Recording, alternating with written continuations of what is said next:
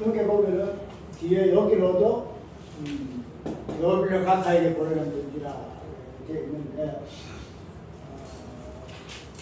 내가 아까 지인이 예정에 대해서 조금 궁금해하는 부분이 있더라고요. 우리가 데빌로 가까이에 보내는 편지 이거는 누가복음인데 누가복음을 복같으면은 뭐 데빌로가 어떤 특정 인물이 아니고 그냥 그때 대중적인 그런 부분에서 지칭한다 이렇게 이야기를 많이 하고 있는데 그래도 포인으로서는 데오빌로라는 이름을 거론하고 있기 때문에 그러한 자에게 성경이 무엇인가 복음이 무엇인가 하는 부분을 그냥 대중 없이 이야기하는 것이 아니고 그의 탄생부터 그의 마지막 죽음까지 세세히 살펴서 처음부터 끝까지 그래서 여러 가지를 참조해가지고 자세하게 풀이를 해놓은 것이 누가복음이에요. 그래서 누가 데빌로 가까이에게 복음이 무엇인가 하는 부분을 자세히 알게 하기 위해서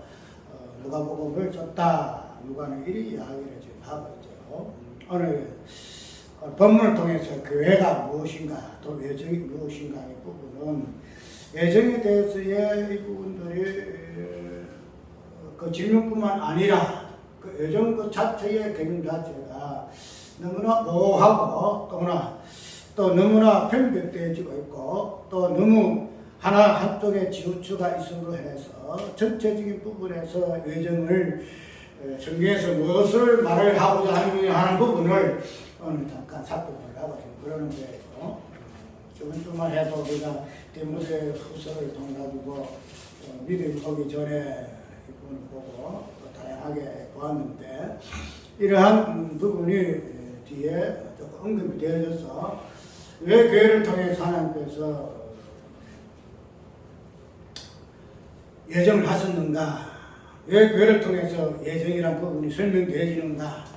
그것이 왜 예수 그리스도 안에서 이것을 미리 정해 놓으셨는가 하는 부분을 살펴볼게요. 그래서 저번 주에 그분이 율법과의 관계에서 천사의 개념과 연결시켜서 하죠. 천사를 왜 그때 사람들이 그렇게 선호하고 그렇게 목을 맺는가 하는 부분이 사람 되지 아니하고 신이 되어짐으로 인해서 율법의 정지에서 벗어나기 위한 사상이다 하는 부분에서 우리가 잘못되었다 하는 부분을 살펴봤죠. 그래서 오늘 본문도 보게 됐기 때문에 하나님의 각종 지혜를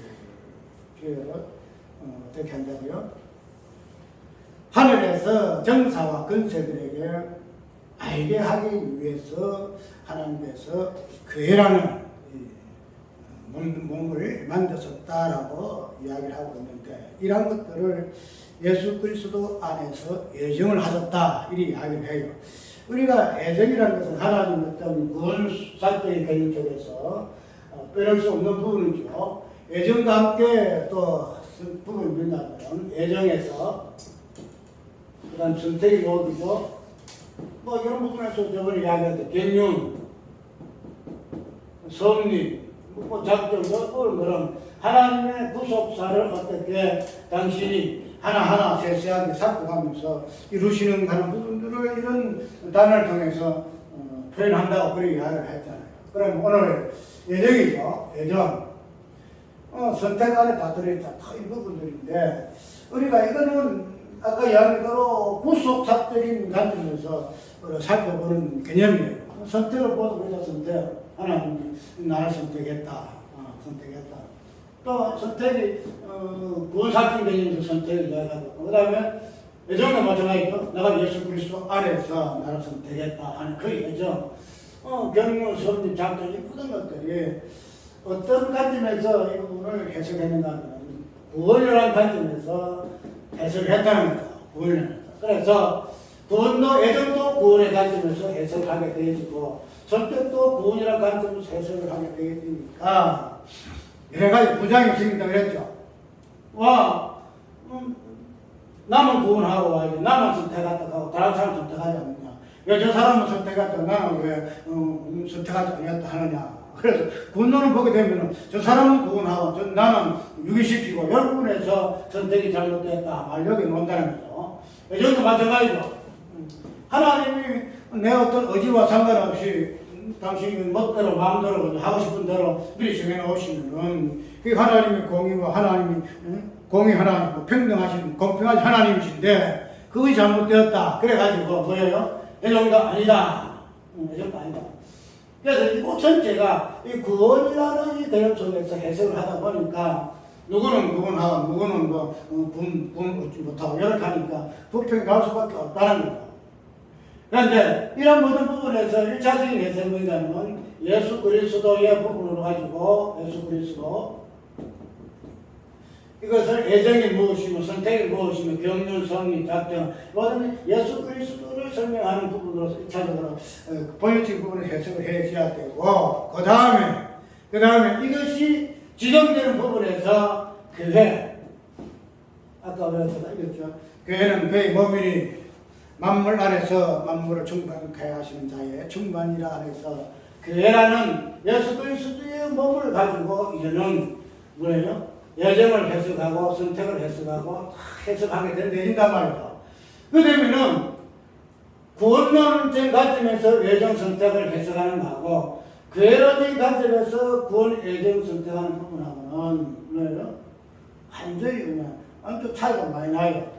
그래서 이제 그런 걸 보도 나를 교회라고 교회를 삼지 아니하고 나라 갔다가 말이지 다른 개념으로 나라 이렇게 해주는 하는 여기로 또 그런 소리가 나오겠죠. 그래서 이런 모든 것들을 입을 막을 놈이 뭐냐면은 예수 그리스도. 좀 정했죠. 예수 그리스도를 가지고 선택하는 부분에서 예수 그리스도 외에 누가 선택하고 누가 있어요? 하나님 입장에서는 당신 아들을 위해 누가 뭘 선택할 존재 누가 있어요? 공자를 선택하겠어? 아니면은 누구를 선택하겠어요? 하나님 입장에서는 당신의 아들 당신 자신밖에 선택이 아니라 선택의 개념이 놓을 수가 없다는 거죠. 근데 그걸 가지고 누구는 선택하고 누구는 선택 안 하고 이거 이 자체가 잘못됐다는 거예요. 그래가지고 사도 바울은 토기장이었던 이 부분을 가지고 설명하고 있는데 우리가 창조전의 관점에서 선택과 예수 그리스도 입장을 가지고 선택을 이야기할 때는 토기장 비유도 적절하지 않아요. 예. 토기장이 하나님의 그 주권적인 부분인데 그 하나님의 주권이라고 부분은 예수 그리스도 선택의 요구를 넣기 때문에 예수 그리스도라는 부분에서 선택이 설명되어야 하나님의 그 주권적인 선택이 정확하게 설명이 되어진단 말이죠. 그렇게 되면은 오늘 우리가 예정이라는 부분도 마찬가지예요. 예정이라는 부분도 원론의 관점을 보게 되면은 좀 얘기했죠? 감리교회에서도 예정의 말이 다르고 똑같은 성경인데 왜 다르냐 나한테 묻더라고. 그러면 감리교라든지 아니면 신내교라든지 그런 부분에서 예정하고 우리 장로교에서 예정하고 그 차이점이 뭔가의 이 부분에 대한 내용인데 우리가 그런 부분이 그냥 감리교라서 예정의 부분이 이렇고 장로교라서 예정이라는 부분이 이렇고 하는 이 부분에서는 차이가 없어요. 장로교에서는 예정이 좀 칼빈의 예정을 인정하는 것이고 그 다음에 감리교라든지 다른 어떤 부분에서 하나님의 그 예정을 이렇게 좀 멀리 있는 뭘 좀 제껴놓는 이런 부분에서 그 차이점은 우리가 아까 이야기대로 구원론적인 관점에서 보게 되시면 거의 그게 감리교의 예정이나 장로교의 개혁주의 예정이나 똑같아요. 그래서 칼빈주의의 예정에도 우리가 구원론적으로 보게 되게 되면은 그게 바로 안면주의 예정론이에요. 우리가 하나님의 주권을 이야기하다 보니까 그것이 일반 감리교에서의 그 예정이 부인하니까 뭐냐 계획주의 그 구원의 예정은 성경적이다 이야기하는데 그거를 구원론적으로 보게 되게 되면은 아까 얘기 똑같아요. 여기 차이가 있는 거 아니에요. 그냥 하나님 주권만 이야기한다 해가지고 그것이 성경적이고 하나님 주권을 갖다가 배제한다 해가지고 거기 하나님은 어떤 성경적 비성경 얘기다 이렇지 않다는 거죠. 그걸 정확하게 가르는 것은 뭔가 하면은 이것을 그리스도의 어떤 부분을 가지고 본질 부분을 해석하고 그 다음에는 그것을 그의 몸된 교회라는 관점에서 이것을 해석하게 되어지게 되면은 정확하게 뭐 개혁주의 애정이 어떻고 뭐 감리교의 애정이 어떻고 하는 그 부분이 뭐 그 차이 어떠한 것 자체가 정확하게 드러나요.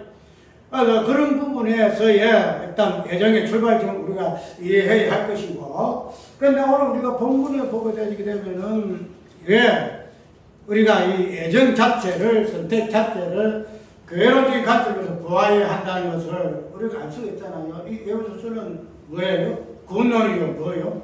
우리가 뭐 뭐라카노 저희 신학에 뭐 구원론이니 인간론이니 재론이니 뭐 그 자체가 아무 의미가 없어요, 우리가. 조지신학이라 하니까 그냥 하나하나 논리적으로 뭐 주제별로 해가지고 나누다 보니까 조지신학이 뭐 그래서 뭐 여러 가지 논제가 나오는데 그 자체가 아무 의미 없어. 신론 그 자체도 조지신학적 관점에서 진론이지 성경에서 말하고 있는 부분에서는 신론 그 자체도 그리스도로서 통일되어져요. 예수 그리스도는 누구신가? 거기에서 신론이 나오고 예수 그리스도는 누구신가? 거기에서 인간이 나오고 예수 그리스도 누구신가? 거기에서 죄가 나오고 그 다음에 거기에서 구원이 나오고 그러니까 그런 부분을 그리스도론, 기독론에서 떠나서 신론을 나누고 인간론을 나누고 죄를 나누고 뭐 그 다음에 구원을 나누고 그 다음에 뭐 다양하게 나눈다는 거죠. 근데 그게 아니라 기본은 예수 그리스도, 예수 그리스도. 그러니까 도시신학에서 뭐 이렇고 저렇고 하는 것은 하나의 신학적인 관점에서 주제별로 뭐 알기 쉽게 이렇게 하는 것이지. 그러나 이 모든 것들은 오늘 본문에서 말하고 있는 교회, 예수 그리스도의 그 몸. 그래서 이 에베소서도 1장 24절에 교회는 그 다음에 그의 몸이니 만물 안에서 만물을 충만케 하시는 자의 충만이라 이렇게 지금 이야기하고 있다는 거죠. 그러니까 모든 것들이 교회를 통해서 해석을 해야 돼요. 교회를 통해서 우리가 구원론을 교회를 통해서 구원을 이해해요. 내가 구원받았다 할 때는 내 개인 관점에서 구원을 이야기하지 교회 관점에서 구원을 이야기하지 않아요. 이식 자체 그렇게 되어 있어요. 왜냐하면 교회라는 것은 나 자아를 벗어난 관점이거든요. 나라는 존재에서 다 벗어났어. 이 땅을 다 떠나서 교회라는 관점에서 구원을 우리가 이해를 못해요. 그 자체가 되질 않아요. 왜냐하면 나 자아가 있기 때문에 나라는 자아 존재가 딱 있기 때문에 모든 분야에서 해석을 하게 되어 있다는 거예요. 우리는 인간이라는 것은 모든 만물을 내가 유의하고 경험하고 인지하고 뭐 삶 모든 것들은 나라는 존재를 통해서 해석이 되어져요. 그러니까 이건 뭐 나라는 존재가 중심이 되어서 모든 해석을 하게 되어지니까 구원도 보면 이래요. 나라는 존재를 통해서 해석을 하게 되어지더라는 말이죠. 교회를 통해서 해석이 안 돼요. 교회라는 것은 그의 몸이라 그의 몸이고 이것은 또 지체의 개념으로 나가지요. 지체 나오기 때문에 나라는 개념은 지체가 없어요. 나는 지체가 없어요. 나 지체가 있지 무슨 지체예요. 나 혼자뿐인데. 그런데 교회라는 것은 꼭 지체의 개념을 안 보기 때문에 나의 통해서 보게 되게 되면은 지체 자체가 없기 때문에 교회를 통해서 모든 것이 해석이 나야 되는데 나를 통해서 해석되어지니까 해석 자체가 오류가 생긴다. 오류가 생긴다. 우리 한국교회 한국교회뿐만 아니라 모든 이때까지의 우리가 성경 해석하는 이 부분에서 그러니까 요 관점을 해석해. 요 관점 이것을 해석하게 되어있더라 말이죠.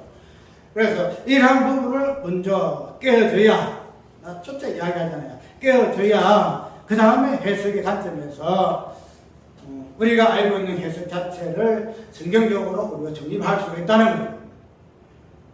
오늘 이 부분을 잠깐 이야기할 것인데 제목이 교회와 애정이라 이랬는데 우리가 교회를 이야기할 때에 나라를 가지고 떠나서 교회는 그렇죠? 몸으로서 지체라 이야기하고 있죠. 우리 이게 구절을 볼까요?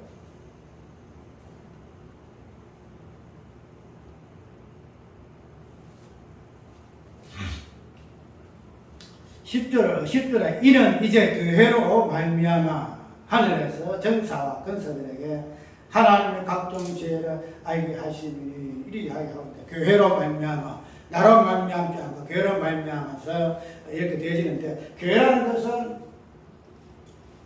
이게 3장 그 앞에 지금 보게 되면은 이런 말씀이 있어요. 6절에 이는 이방인들이 복음으로 말미암아 그리스도 예수 안에서 함께 부사가 되고 함께 지체가 되고 함께 약속에 참여하는 자가 됩니다. 그렇죠? 교회로 말미암아 이방인들이 복음으로 말미암아서 예수 안에서 지체인데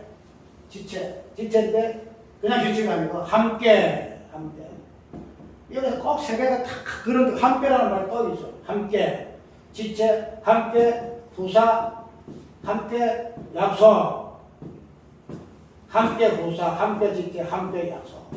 혼자가 아니라는 거죠. 혼자. 이 말해서 이방인이 혼자가 아니고 누구와 함께? 유대인과 함께. 유대인 혼자가 아니고 이방인과 함께. 유대인과 이방인이 함께 만나 지체가 되고 부사가 되고 약속이 되리더라. 이렇게 지금 이야기를 하고 있다는 거죠. 그래서 교회라는 것은 즉 예정이라는 것은 이러한 관점에서 예정을 봐야 한다는 거죠. 예정. 지금 말해서 함께 혼자 유대인 이방인 따로따로해서 지체가 되고 부사가 되고 약속이 되는 거 아니고 함께 더불어서 하나로서 지체가 되고 부사가 되고 약속이 되어졌다. 이렇게 이야기를 좀 한다는 거죠. 이것을 뭐라 한다? 간단하게 말로 합니다. 그것을 교회라 한다. 그런데 이 교회라는 이 개념 자체를 통해서 하나님 하시는 일이 있어요. 하나님이 그냥 지체되게 하시고 후사되게 하시고 약속되게 하셨는데, 이를 통해서 하나님께서 그를 교회라 이렇게 하셨다는 거죠. 그런데 이런 것들을 통해서 하나님께서 하시고자 하시는 일이 있다 이렇게 이야기를 하고 있는데, 첫째로 하나님께서 사도 바울은 이 부분을 가지고 뭐라 하냐면 비밀이라 이렇게 이야기하고 있어요. 비밀. 이방인과 유대인이 함께 지체, 후사, 약속 되어지는 이 자체를 사도 바울은 비밀이라 이렇게 이야기한다는 거죠. 비밀이라. 그래서 앞을 보게 되면 그 계시로 내게 비밀을 알게 하신 것 같이 내가 이미 대강 기도한 바 같으니, 이것을 읽으면 그리스도의 비밀을 내가 깨달은 것을 너희가 알 수 있으리라 이렇게 이야기합니다. 사도 바울은 지금 자기가 깨달은 예수 그리스도 그 비밀이 무엇인가 하는 부분을 지금 에베소 교회에 이야기를 하고 있다는 겁니다. 우리가 비밀이라는 것은 어디에 속한 거죠? 하나님께만 속한 하나님께 속한 거예요. 그런 비밀에 대해서 고린도전서 1장 보면은 비밀한 가운데 있는 하나님의 지혜라, 비밀한 가운데 있는 하나님의 지혜라 이렇게 지금 이야기하고 있고, 그 대책 보게 되면 각종 지혜를 하나님께서는 누구에게? 하늘에서 정사와 권세와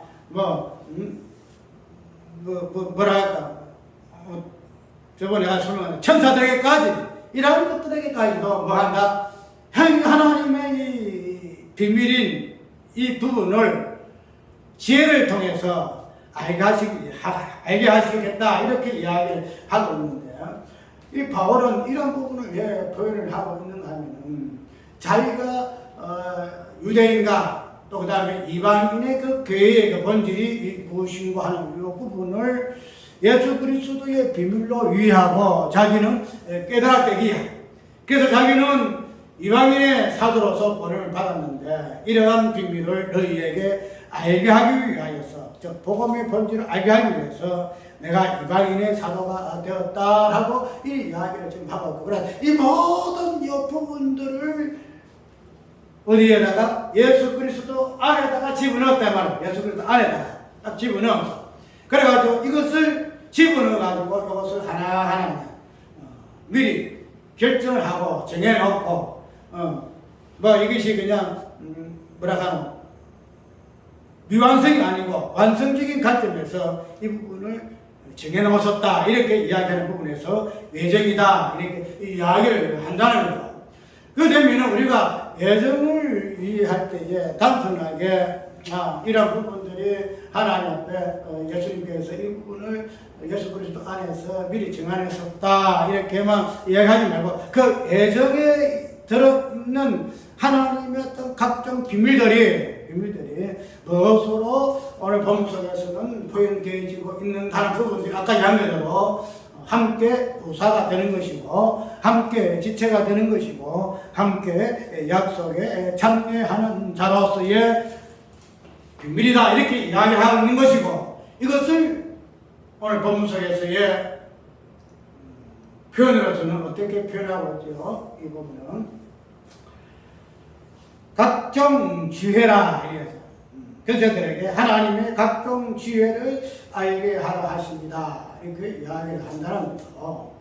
그래서 우리는 하나님의 그 여러 가지 그 지혜에 대한 이 부분이 무엇으로 부사로 나타나고 지체로 나타나고 약속이라는 이 개념으로 드러나는데 이런 하나님의 각종 지혜의 비밀들을 그리스도의 몸된 교회 안에 하나님께서 새겨 넣으셨는데 그렇게 새겨 놓은 이유가 뭐냐면 하늘에서 아까 이야기한 대로 각종 정사와 권세와 신령한 영적인 존재들에게 알게 하기 위해서 이렇게 예정하셨다 이렇게 이야기를 한다는 거죠.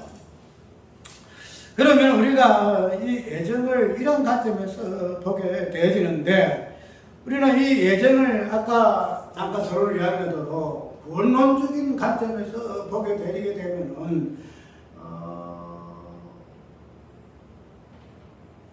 그냥 단순하게 고사의 개념으로 이해를 하고 그냥 단순하게 그냥 지체의 개념으로 이야기를 하게 되고 그 다음에 약속이란 개념으로 이해를 하게 되어지는데 근데 우리가 괴론적인 관점에서 보게 되게 되면 함께라는 내용이 들어간다 이 이야기를 했죠. 그래서 이러한 함께라는 개념 속에서 하나님의 각종 지혜가 하나로 그리스도의 몸을 이루게 되어지는데 이런 함께하게 된 그 이유의 부분에서 제가 한번 설명한 부분이죠. 우리가 유대인과 이방인의 관점에서 보게 되게 되면 이방인하고 유대인하고 이방인이라는 이 관점에서 우리가 보게 되면 저번 주에 설명한 대로 믿음이 오기 전에 이 부분을 가지고 유대인의 개념하고 이방인의 개념을 이야기를 했잖아요. 그러면은 우리가 믿음이 오기 전이라는 이 부분에서 유대인하고 이방인의 어떤 개념이 어떻게 표현되어지는가 하는 부분에서 믿음이 오기 전에는 유대인은 어떤 관계이셨죠? 유대인은 불순종의 관점에 있다고 했죠. 불순종의 불순종. 저 율법의 아래에 있다는 율법 아래. 율법 불순종이잖아요. 그러나 믿음이 오기 전에는 유대인은 불순종의 개념을 가지고 있었고 또 이런 부분에서 원래적으로 이방인은 어떤 관점에서요? 이방인은 동일하게 불순종의 상태에 있었다라고 성경을 이야기하잖아요. 그래서 이 불순종의 관점에서 그 다음에 이 불순종이 어디로 만들었죠? 유대인의 불순종이 돼가지고 이방인으로 넘어간다고 했죠. 이방인 넘어가게 되니까 이방인이 뭐가 된다죠? 순종으로 바뀌었다 이렇게 이야기함을 해가지고 유대인과 이방인으로서의 이 표현의 중간의 핵심이 뭔가 하면은 긍휼이다. 긍휼을 이야기했잖아요. 긍휼을 이야기했다. 오늘 우리에게서 나오는 교회라는 이 부분에서 단순하게 그냥 유대인이 그냥 지체가 되는 것도 아니고 유대인이 약속이 되는 것도 아니고 유대인이 홀로 부사가 되는 것이 아니고 함께라는 개념 속에서 이방인과 함께 부사, 지체, 약속 개념을 우리가 이것을 교회라 했다는 거예요. 그러면은 이런 함께 개념 속에 우리가 지체, 부사, 약속의 개념 속에서 하나님의 지혜와 비밀이 들어있을 것 같으면은 이런 것들이 전체적으로 표현되어지는 부분이 본질이 뭔가 하면은 여기에서 아까 얘기대로 유대인간 이방의 본질에서 나타난 것이 하나님의 긍휼과 때문에 교회 함께한 지체로서 함께한 부사로서 함께한 약속으로서의 교회는 근본적으로 보다 하나님의 긍휼을 드러내는 개념이다 하는 것으로 이야기를 좀 하고 있다는 거죠. 그러면은 그런 부분에서 사도 바울은 교회가 무엇인가 이야기를 좀 하고 있는데 이런 것들을 교회라 이렇게 이야기하고 있고 이것을 어디에다가 아까 집어넣느냐 예수 그리스도 안에다가 집어넣었다 이야기를 좀 하고 있다는 거죠. 내가 저번에 이 설교를 하게 된 이유를 대구 그 목사님의 그 설교 부분에서 내가 언급을 했잖아요. 언급을 이야기할 때에 왜 이 사도 바울이가 교회가 왜 하늘에 있는 각종의 어떤 권세들과 전사와 능력들에게 이 하나님의 각종 교회를 알게 하시는가 하는 부분을 언급을 할 때에 그 중에 딱 하나 볼 때에 하늘의 전사와 권세 특별히 어떤 지칭되어 있는 하나 인격체로서 변대되어 있는 천사의 이 부분을 언급할 때에 천사는 무엇이 없다라고 천사는 죽음이 없다 이렇게 이야기를 하더라고요. 죽음이 없다. 그래서 죽음이 없는 천사에게 이런 하나님의 각종 지혜를 가지고 있는 뭐예요? 교회가 이런 천사에게 교회가 무엇인가? 하나님의 각종 지혜가 무엇인가? 이 부분을 알게 한다라고 설명을 좀 하고 있더라고요.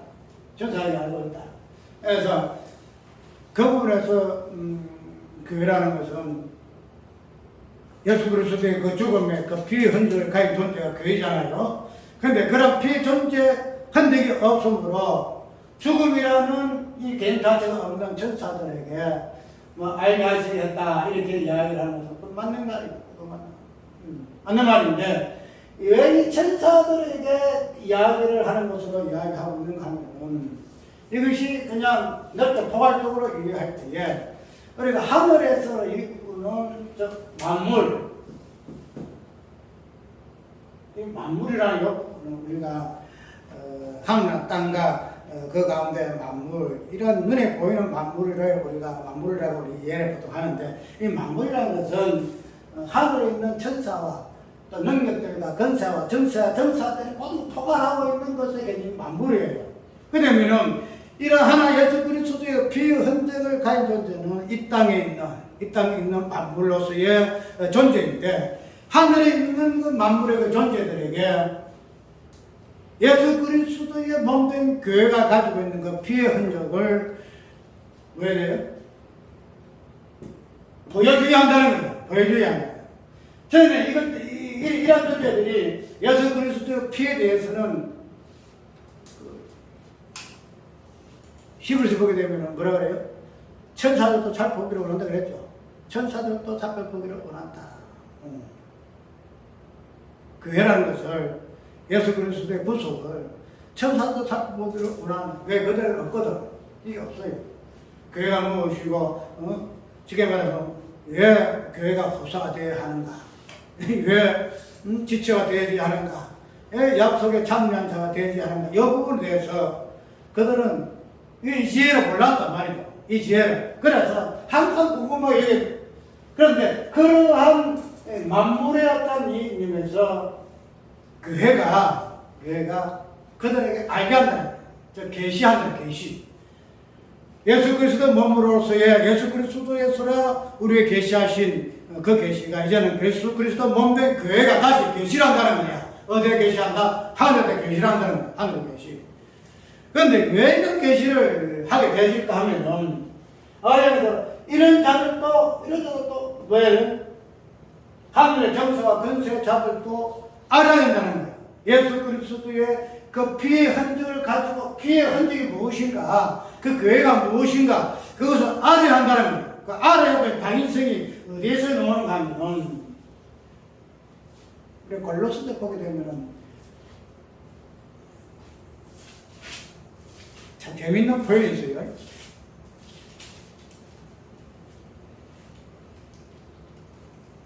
18절, 1장 18절. 그는 본 교회의 머리다. 그가 근본이요 죽은 자들 가운데서 먼저 나신 자니 이는 친히 만물의 어뜸이 되려 하시니라. 우리 보면 보좌들이나 주관들이나 정사들이나 근세들이나 만물 다 그런 말미암고 그를 위하여 창조되었고 이 이야기 한다는 거죠. 그 다음에는 우리가 교회라는 요 개념 속에서는 각종 지혜가 드러나고 인지되고 흔들고 있어서는 안 된다는 거죠. 교회라는 것은 천사, 만물, 정사, 근세는 교회가 아니잖아요. 교회가 아니야. 크게 보면 그것도 만물교회, 만유교회. 그러나 어쨌든 우리가 지금 이 땅에 있는 교회라는 것은 그리스도 몸으로서의 교회인데 이런 교회로서 우리가 가지고 있는 이 예수 그리스도의 그 비밀들, 흔적들, 하나님의 각종 지혜들 이런 것들이 이런 만물의 계시티의 그 단위성은 아까 했던 그대로 만물의 어떤 게 되어야 되고 이 만물은 그를 위하여 창조되어졌기 때문에 교회가 그리스도 몸된 교회가 이들에게 계시를 해야 한다는 거예요. 예수 그리스도는 누군고 예수 그리스도는 누군고 하나님 아들이 누구신고 그것을 이런 자들에게 근사, 정세 이런 것들 다 이야기를 해야 돼요. 그래 그것도 알아야 돼. 내 몰라 할 거 아니라요. 그래서 아까 있는데 히브리서가 천사도 살펴보려고 나는 이유가 거기 있다는 알아야 되는데 그 알매에 의한 그것을 알 수 있는 방법이 있다면 교회를 들어가 볼 때에 교회라는 것들이 까발려질 때에 그들은 예수 그리스도가 누구신가 그것을 알 수가 있다는 거죠. 그래서 예수님의 어떤 부분에서 교회가 어떤 만물에 하늘에서 하늘에 있는 영들에게까지도 예수 그리스도 몸인 교회가 무엇인가 그를 통해서 예수가 누구신고 이것이 증거가 되어진다 한다 이렇게 우리가 이해를 하면 된다는 거예요. 그런데 이것을 오늘 보면서 마지막에 보게 되면은 예수 그리스도 안에서 뭐예요? 이것을 예정했다는 거예요. 예수 그리스도 안에서. 자, 우리가 오늘 이 부분을 이야기하는 것은 이것이 본문 핵심이지, 설교 핵심이지만 우리가 예정을 어떤 관점으로 볼 것인가 하는 부분에 대한 설명이거든. 예정은 무엇인가? 우리가 알고 있던 그 예정과 선택이라는 부분들이 나라는 관점에서 모든 것을 해석하고 이해되고 믿어졌기 때문에 그것이 굉장히 비성적이다 이런 것을 전에 반론하는 거예요. 반론하는 거 잘못되었다고 반론하는 거예요. 대불교 각하에게 지금 설명하는 거야. 각하에게. 대불교 각하가 알고 있는 예정은 그 다음에 성경에서 말하고 있는 예정은 이런 것입니다 하고 지금 내가 이야기를 지금 하고 있다는 거야. 각하의 이게 친구예요. 각하에 지금 설명하고 있다는 거야. 그 다음에 우리가 알고 있는 그 예정과 선택이라는 자체가 오늘 본문에서 말하고 있는 관점에서 예정을 선택을 이야기되면은 우리하고 예정은 다르죠. 우리는 단순하게 그냥 본능 관점에서 이야기를 하잖아요. 그거는 내가 예정에서 입어서 구원받았고 내가 선택받았기 때문에 구원했고 이렇게 하지만은 그러나 오늘 본문 속에서 교회를 관점을 이해를 하게 되면은 이 교회가 마지막에는 천사들까지도 계시 역할을 한다는 거예요. 계시 역할. 우리가 이런 관점에서 내가 천사에게도 예수 그리스도를 계시한다. 내가 하늘의 정사와 권세들에게도 예수 그리스도를 계시한다. 이런 부분을 하잖아요. 나는 그냥 구원이다 이런 가지고 얘기했는데 이거 보게 되면 계시록까지 다 들어가는 교회는 다 들어가는 거야. 근데 이거 나라는 관점에서 보게 되면은 예정도 그냥 구원도만 전락하죠. 선택도 모든 것들이 어떤 관점을 되게 되는데 그것을 교회의 관점을 보게 되게 되면은 이거 자체가 하늘에 있는 영들에게까지도 그리스도를 증거하는 계시론까지도 우리가 확정되긴단 말이에요. 이거 자체가. 우리가 이때까지 너무 나 어떠함에 그냥 목을 매고 그냥 살았다는 거죠. 그래서 형부야 대불로 각하여 우리가 알고 있는 애정은 나의 어떤 애정이 아니고 예수 그리스도 교회를 통한 애정이시네. 그렇게 되면은 이런 부분에서 모든 부분들을 해석을 하게 되면은 그냥 뭐 감리교회가 어떻고 뭐 알미니안주의가 어떻고 개혁주의가 어떻고 갈빈 애정론이 어떻고 이거 가지고 뭐 이렇게 논란을 일으킬 이유가 없지 않노. 네, 이런 의미다 말이죠. 오늘 우리가 예수 그리스도 안이나 이 부분은 모든 신학의 본질적인 부분이에요. 왜 예수 그리스도 안에서 이 모든 부분들이 외정이 되지 하는가? 나는 우리 골로새서에서요. 내가 사는 것은 예수 그리스도 안에서 어떠하다. 이거는 우리 성도들의 어떤 그리스도론의 어떤 본질로 이해를 많이 하는데 예수 그리스도 안이라는 이 부분은 굉장히 엄한 이런 뜻이 많아요. 그래서 이러한 부분은 앞으로 우리가 더 깊이 있게 경험해야 할 것이고 깊이 있게 우리가 묵상을 좀 해서 예수 그리스도 안에서의 그 애정이 모든 부분들이 예수 안에서 이루어지고 성취되어지는데 이것을 예수 안에서의 실상과 내 안에서의 허상을 설명하는 부분으로 십자가에서는 이야기를 좀 하고 있는데 어떤 오늘 간단하게 예수 그리스도 안에서 우리가 애정을 보아야 하는데 그 예수 그리스도 안의 어떤 개념을 오늘 본문에서는 교회라 한다. 교회한다. 우리가 이해를 하고 애정 자체에서의 나의 어떠함을 배제하고 이 부분에서 예수 그리스도의 몸으로서의 모든 해석하는 부분으로 우리가 나아가길 바랍니다. 그래서 골로새 1장 15절은 그런 부어지 않으면 하나님이시여